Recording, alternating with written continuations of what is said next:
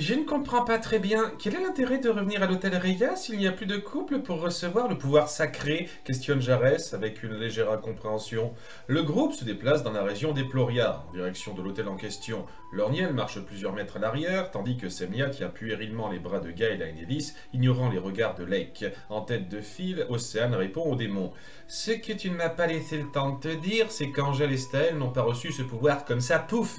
Il y a d'abord eu une sorte de dieu, d'esprit ou je ne sais quoi qui est apparu, c'est lente. On sait qu'on n'a pas affaire à un simple système automatisé. Il y a quelqu'un qui est aux commandes. Si on parvient à le contacter, vous espérez qu'il vous aide à nouveau? C'est plutôt désespéré, je sais. Nous le savons tous. Tous baissent la tête de dépit, l'exception de Semnia qui n'a pas suivi. Il est clair dans leur tête que vaincre Scellé s'avère à la limite de l'impossible désormais. Mais on ne peut pas reculer. Il faut suivre tous les espoirs que nous avons, même s'ils sont minces, achève-t-elle, reprenant du poil de la bête. À l'arrière, Lorniel réfléchit à voix basse. La seule personne qui pourrait prévoir notre mouvement est... Plus loin, à l'hôtel Reya, un autre groupe arrive sur place. À leur tête se trouvent Kupka et Xenakis. Maintenant qu'on sait qu'ils ont en partie survécu, il n'y a qu'ici que cette bande d'idiots voudra se diriger. Je ne comprends toujours pas pourquoi nous ne sommes que ça, pour les intercepter. Ils jettent un coup d'œil en arrière en direction des 3 semi-démons qui les suivent. 3 jeunes enfants de 8 ans, 2 garçons et une fille. Ils semblent tous 3 collés ensemble, les 2 garçons portant une attention particulière à la jeune fille. « Tu vas être impressionné, c'est moi qui vais rétamer les ennemis avec mon pouvoir !» se vante le châtain à l'intention de celle-ci. « Frimeur, je suis sûr que j'en aurai plus que toi, Cryos !» rétorque l'autre. « C'est toi qui te vantes, Hyperion. J'ai toujours eu de meilleurs résultats que toi aux entraînements !» Comme si c'était possible de comparer. J'adorerais vous voir combattre ensemble. Vous allez certainement les tuer sans problème et Princesse Scellé vous récompensera, intervient la fille souriante. On ne pourrait rien faire sans toi pour nous encourager, Réa. Oui, c'est notre équipe qui rendra hommage à Princesse Scellé. Vive l'équipe Démon Junior entonnent-ils tous les 3. Xenakis les observe à plusieurs mètres, consterné. C'est pathétique. Comment ces marmots peuvent-ils nous être utiles? Kupka, elle, ne semble pas s'intéresser à ceux qui l'entourent, l'esprit occupé par le combat qu'elle espère voir venir. Elle répond assez machinalement à son partenaire. Princesse Scellé ne peut pas se permettre d'enlever trop de soldats de leur poste. Elle a jugé les aptitudes de ces 3-là adaptées à la mission. Contesterais-tu ces décisions? Toujours aussi soupolé.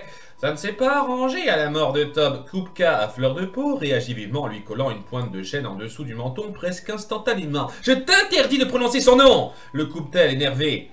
« Très bien !» concède Xenakis pour calmer le jeu. La tension baisse et Kupka finit par baisser son arme. Les 2 collègues s'assoient alors, sans plus dire un mot, sous l'œil intimidé des 3 enfants. D'après ce que j'ai entendu, il paraît qu'il s'est passé la même chose quand Xenakis est arrivé sur l'île, chuchote Cryos à Réa Hyperion en mode commérage. Flashback. Le ponymorphe était amené devant Scellé, gardé par Ixion et une autre semi-démone assez grande, tout juste plus jeune que lui. « Princesse Scellé, cet homme est apparu sur l'île et a demandé à vous voir, » précisa Ixion. « Nous avons jugé utile de vous l'amener, vu sa spécificité, » continua la semi-démone, indiquant la couleur d'yeux de leur invité. « Vous avez bien fait. Laissez-nous. » commanda Scellé flegmatique. Xenakis fut laissé seul face à la démone aux yeux bleus, entouré par ses 3 démons. Un peu amusé par son apparence enfantine, comme son frère, il se retenait de pouffer pour se présenter. Je suis Xenakis, le voleur de pouvoir et d'apparence, qui travaillait pour mon frère il y a encore quelques jours. Étant donné que vous savez qui je suis, passons l'étape des présentations et dites-moi comment et pourquoi vous êtes venu ici, le coup pas scellé. Même les plus puissants ne font pas attention aux petits insectes qui les entourent. J'ai surpris Baki en pleine conversation avec un certain Dolphus, c'est ça? J'ai appris plusieurs choses intéressantes. Le prince et sa bande ne sont pas les seuls démons à avoir rendu visite à Eperdia, et celui dans l'ombre a laissé échapper votre emplacement. Même si j'imagine qu'il vous a renseigné de la même façon que votre frère. Il suffisait de se transformer en oiseau pour me rendre sur place, expliqua alors Xenakis. Tu n'as pas tout dit. Princesse Scellé t'a demandé les raisons de ta venue ici, intervint Kupka, agacé par l'expression familière du semi-démon envers sa souveraine. Je pensais que sa majesté l'aurait deviné elle-même, répondit-il nonchalamment. Énervé, Kupka menaça aussitôt le coup de Xenakis par l'extrémité d'une de ses chaînes. Cela suffit, Kupka.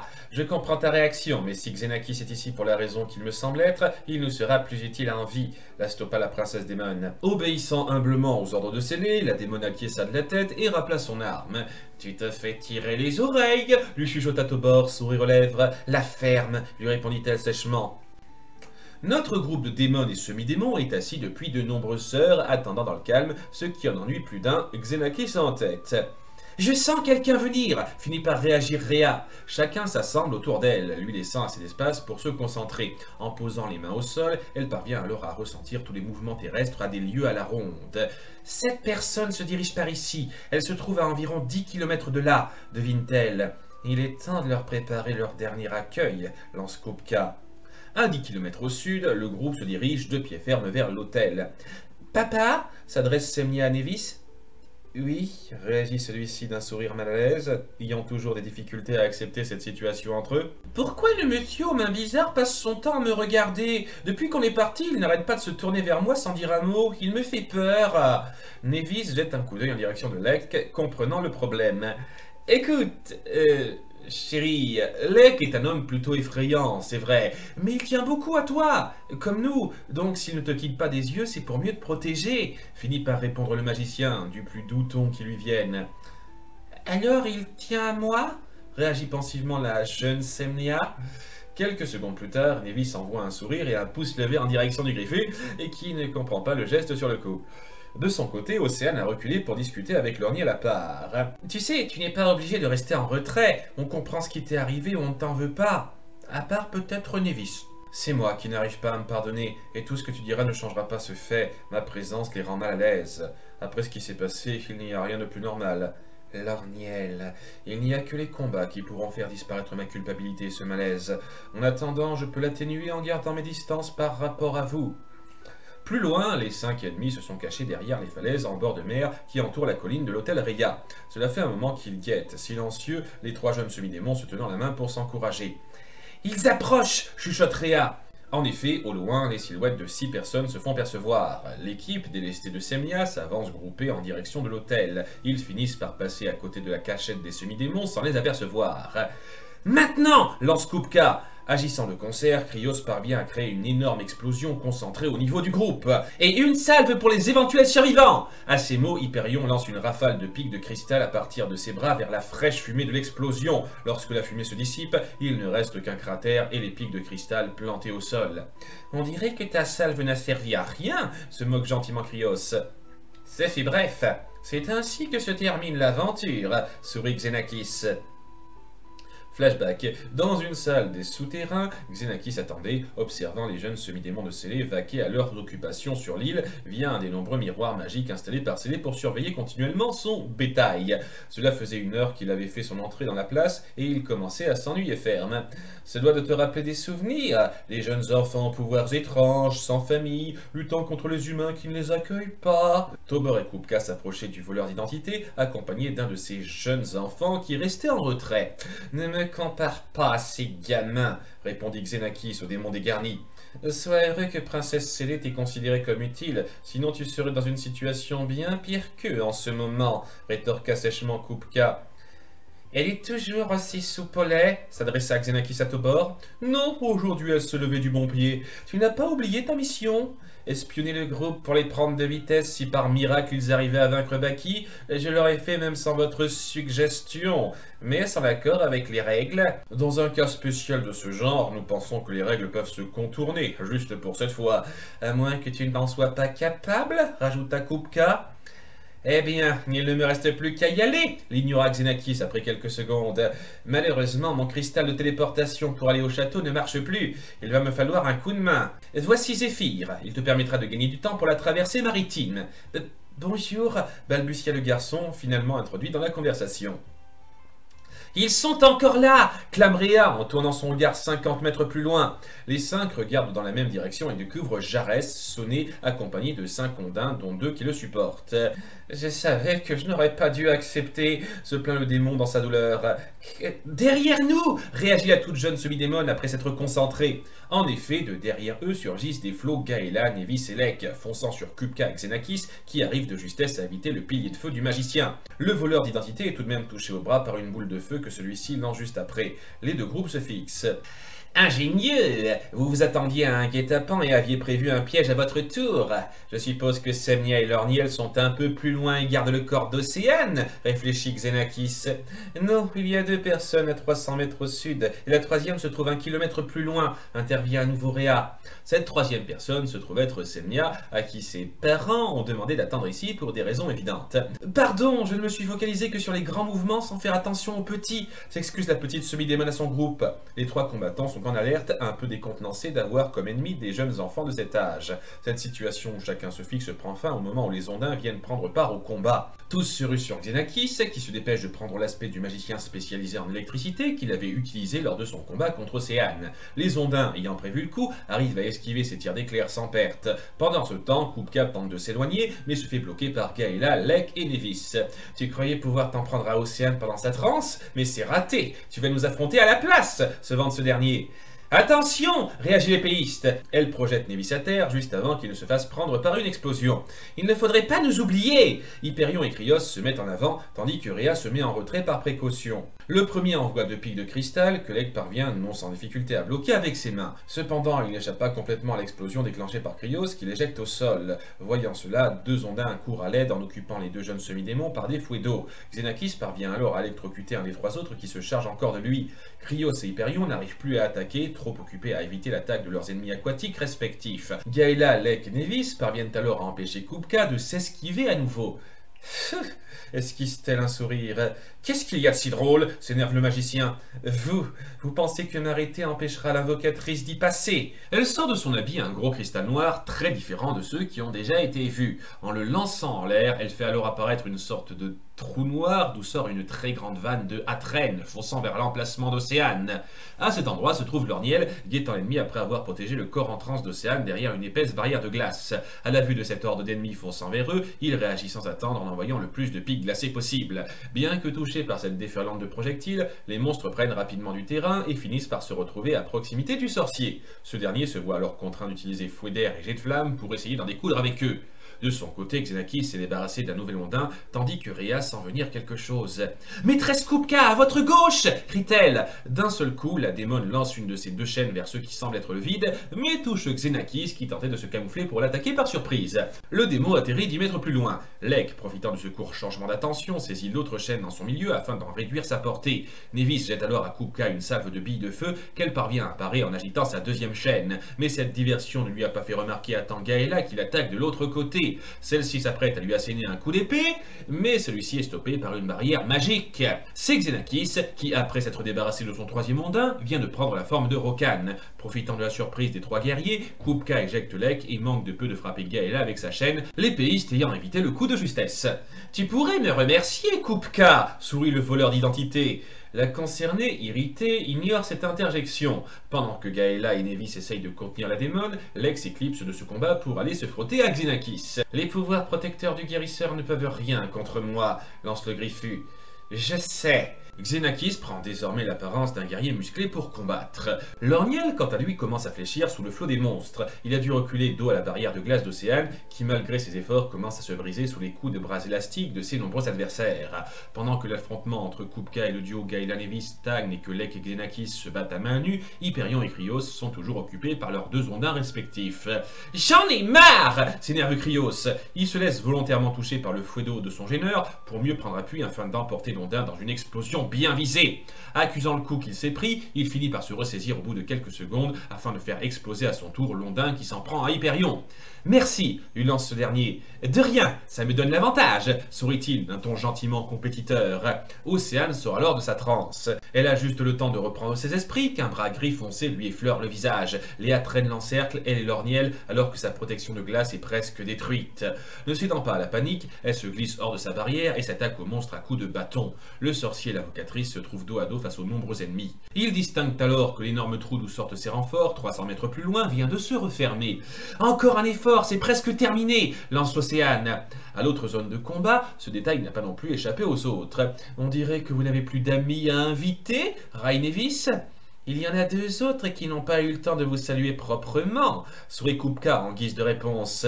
Le magicien, sentant venir le coup de justesse, évite non sans relire une nouvelle explosion qui lui est destinée. Krios s'en prend directement à lui et finit par l'entraîner dans un combat singulier en le faisant sauter de coin en coin, explosion par explosion. Un peu plus loin, Xenakis finit par se faire dépasser par Lek qui lui a infligé plusieurs petites blessures. J'ai compris ton petit secret, Xenakis.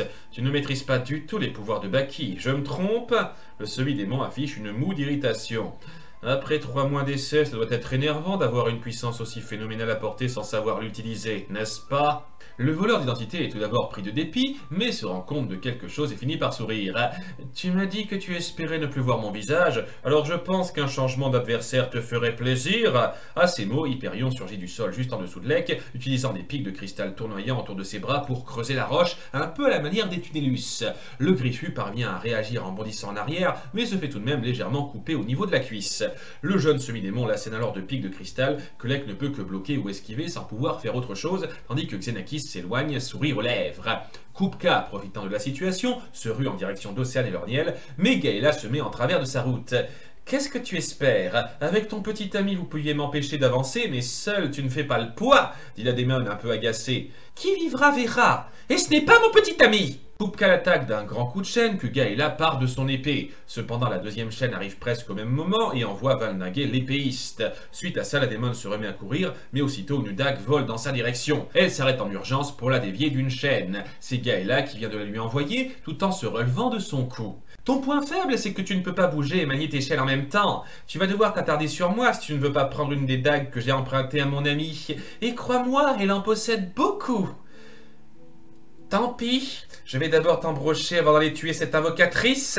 Elle enchaîne alors attaque puissante sur l'épéiste qui évite difficilement les coups dont le sol garde un profond souvenir. Plus loin, Lorniel et Océane viennent enfin de se débarrasser des derniers à traîne. C'est pas trop tôt, il ne reste plus qu'à... Attention! L'invocatrice pousse le sorcier, se prenant à sa place une flèche de glace dans l'épaule gauche.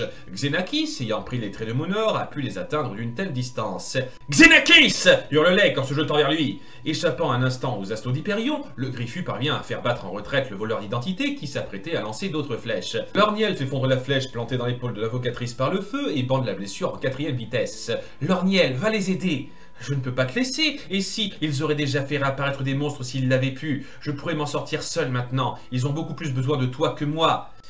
Et c'est un ordre! Ne pouvant répliquer, le sorcier se dépêche de courir rejoindre les autres après un dernier regard entre deux. De son côté, Nevis danse au rythme des explosions que lui envoie Krios. Il semble avoir eu l'occasion de contre-attaquer à plusieurs reprises, mais n'en a pas profité. Écoute, petit, je n'ai pas envie de te blesser. Est-ce qu'il y a le moindre moyen de pouvoir discuter tranquillement? Où est-ce que tu te crois? Je sire princesse scellée sur le champ de bataille. Je n'ai pas à parler à mon ennemi, rétorque le jeune semi-démon. Krios, derrière toi! L'avertit Réa d'une voix forte. Par réflexe, il lance une explosion en se retournant. Jarès, qui tentait à nouveau de se camoufler, se voit projeté par l'explosion avant de heurter le bord de la colline. Je déteste cette fille, agent-il avant de perdre connaissance. Profitant de cette distraction, Nevis se décide à faire jaillir des colonnes de flammes devant Krios au moment où il se retourne vers lui. Un peu déboussolé, le garçon crée à l'aveuglette des explosions au-delà de ses gerbes. Il n'a pas vu le magicien se glisser rapidement derrière lui pour l'assommer. Gaëla s'est vite épuisée et n'arrive plus à éviter correctement la chaîne de Kupka qui l'étreint férocement. En proie à la douleur et ne pouvant plus bouger, elle s'attend à mourir d'ici peu quand de nombreuses boules électriques se dirigent vers la démon, la forçant à relâcher sa captive pour intercepter tous ses projectiles. Lorniel est arrivé pour affronter Kupka et Gaëla, mal en point, se repose au sol. Toi aussi, tu comptes me gêner? S'énerve pour de bon la magneuse de chaîne. Tu m'as l'air essoufflé. Tu penses pouvoir tenir combien de temps encore? Lek prend toujours en chasse Monor, appuyant avec succès les attaques de cristal d'Hyperion. Affronte-moi, espèce de lâche! Se place ce dernier qui ne réussit pas à faire mouche. On ne t'a jamais dit que tu étais collant, s'agace Monor. Nevis, concentré sur sa situation et ignorant celle des autres, empoigne le corps de Krios, se demandant ce qu'il compte faire de cet enfant. Lâche-le! Il se retourne et voit Réa menacer la gorge de Jarès, encore inconscient d'un des couteaux que Gaëla a lancé. Si tu lui fais quoi que ce soit, je l'égorge! Menace-t-elle, cachant mal sa panique. Le magicien tente de rester posé face à cette situation délicate, levant les bras pour se montrer pacifique. On se calme. Qu'est-ce que tu dirais d'un échange? Autre combat, Lorniel évite les coups de chaîne de Kupka tout en lui envoyant des balles d'éclair, celle-ci se servant de sa deuxième chaîne pour parer ses attaques magiques. C'est alors qu'une boule de feu vient l'atteindre au dos. Un salamandre invoqué par Océane a profité de leur rixe pour l'attaquer par surprise. Kupka, de plus en plus énervé, balaye la créature de son arme. Profitant de cet instant, le sorcier assène un puissant coup de fouet d'air dans sa direction, cassant son bras qui est à découvert et lui ôtant le contrôle de sa deuxième chaîne. Hurlant de douleur, elle parvient néanmoins à atteindre la côte de son ennemi qui a dû s'approcher un peu plus d'elle. Tous deux se regardent, blessés et essoufflés. Alors, à cette allure qui flanchera le premier, lance le sorcier se tenant la côte en partie cassée. Dis à ta protégée que la prochaine fois je la dépècerai moi-même. Frustrée, elle brandit un cristal noir de son bras valide pour quitter les lieux. Lorniel pose un genou à terre, pouvant se montrer en état de faiblesse pendant un court instant. En bordure de mer, Monor, toujours poursuivi par Lek, a aperçu Kupka disparaître. Je crois que je vais tirer ma révérence, moi aussi. Il s'apprête à s'enfuir de la même façon qu'elle, mais le griffu, mu par un puissant réflexe, parvient à faire valdinguer son cristal d'un coup fébrile avant qu'il n'ait le temps d'agir. Le cristal s'échoue dans les eaux sous les yeux de son propriétaire, qui, énervé, crée une flèche de glace qu'il plante dans le bras de Lek. Xenakis profite alors de la blessure de son poursuivant pour lui fausser compagnie et le laisser aux mains d'Hyperion qui est arrivé à les rattraper. Un peu plus loin, Nevis et Rhea viennent enfin de finir leur échange d'otages. Xenakis débarque alors en trombe et, sans préambule, arrache de sa poche le cristal de la jeune semi-démone. « Aïe !» se plaint-elle. « Ciao !» sourit Monor avant de disparaître grâce à ce cristal. Xenakis, le bras droit dissimulé derrière une longue manche, se rendait devant le trône de scellé, toujours entouré de Kupka et Ctobor. « À ce que je vois, l'échec de la manipulation du corps de mon frère se fait toujours ressentir, constata la princesse démon en jetant un œil sur lui. « Effectivement, mais vous ne m'avez pas convoqué pour ça. En effet, je vais te prévenir, d'ici un mois nous allons lancer le plan. » « Le plan ? Je croyais que c'était moi, le plan. » « Ne te crois pas exceptionnel, le cassa Kupka. Oui, je comptais attirer le garçon et sa bande ici à l'aide des pouvoirs de Baki, mais je vais devoir utiliser Diane. Finalement, cette mauvaise graine me servira à quelque chose, précisa Scellé. Je vais me montrer un peu pour mieux les guider, compléta Ctobor. Tu as failli être utile, railla Kupka, visant le semi-démon. Vous pouvez faire de vos mini-soldats ce qu'ils vous chantent, princesse scellée, mais ne me traitez pas au même niveau qu'eux. Ce vexa le change-forme, restant tout juste formel. Oui, je pense savoir à quoi m'attendre avec toi. Krios commence à se réveiller et Océane rejoint le champ de bataille. Les deux camps se regroupent à une quinzaine de mètres de distance. « J'ai loupé quelque chose ?» dit le petit semi-démon reprenant ses esprits. « Rhea n'a plus son cristal de rappel !» le renseigne Hyperion. « Quoi ?» Chaque cristal ne peut ramener qu'une seule personne. Partez sans moi, vous n'êtes pas obligé de risquer vos vies, intervient la jeune fille, prévenante, prête à se sacrifier. Qu'est-ce que tu racontes? On ne t'abandonne pas. On est venu à 3 on repartira. Oui, et la seule solution c'est d'éliminer l'adversaire, achève Krios, fixant le groupe en face d'eux. Ce même groupe ne lâche pas des yeux les trois enfants, perplexes. « Qu'est-ce qu'on va faire pour eux ?» demande Lorniel tout en faisant fondre la flèche de glace plantée dans le bras de Lek. « Il faut qu'on les capture. Après, d'une façon ou d'une autre, on trouvera un moyen de les remettre dans le droit chemin. » réfléchit Océane. « Ça me paraît un peu utopiste, commente le sorcier. « Parce que tu as mieux, Lorniel? Tu envisages de tuer des enfants de 8 ans, peut-être ?»« Tu as raison. Je suis désolé, Océane. » Dans leur coin, les trois enfants observent le groupe. Krios jette d'abord un œil vers Jarès inconscient, porté par Nevis, puis porte son attention sur Gaëla, genou au sol, accusant encore l'étreinte que Kupka lui a faite. « Hyperion !» chuchote-t-il après un instant de réflexion. « Oui ?» répond le concerné du même débit. « À mon signal, tu vas t'éloigner de nous deux. Pendant qu'ils se concentreront sur toi, je leur enverrai une grosse explosion qu'ils éviteront très certainement. Tu profiteras de leur attention détournée pour attaquer l'épéiste. Dans son état, elle ne pourra pas esquiver 2 fois de suite. » La stratégie que Princesse Scellé nous a apprise, commencer à détruire les remparts les plus faibles, acquiesce Hyperion. Faites attention à vous, les encourage Rhea, ne trouvant rien d'autre à dire.